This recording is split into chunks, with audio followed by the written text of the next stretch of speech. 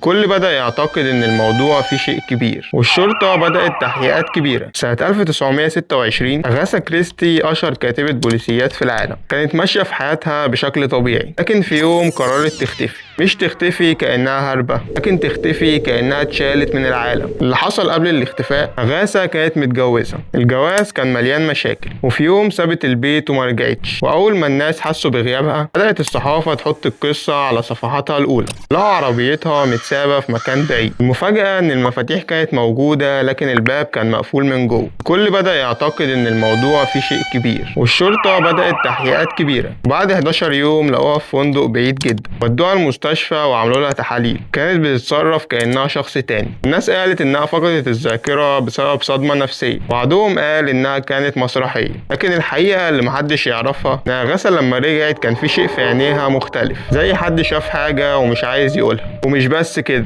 أول رواية كتبتها بعد الاختفاء كان فيها تفاصيل غريبة، مش بس قصص بوليسية، تفاصيل عن حادثة وعن مكان وعن اسم، كأنها بتكتب عن شيء عاشته. وفي يوم من الأيام بعد ما رجعت حياتها الطبيعية كانت بتضحك، بس ضحكتها مش طبيعية. أحيانا اللي بيختفي مش الشخص، اللي بيختفي هو الحقيقة. وبس كده. لو عجبك النوع ده من الفيديوهات متنساش تعمل لنا لايك وفولو وسبسكرايب. شارك الفيديو ده مع صحابك علشان يجيلك فيديوهات أكتر قريب.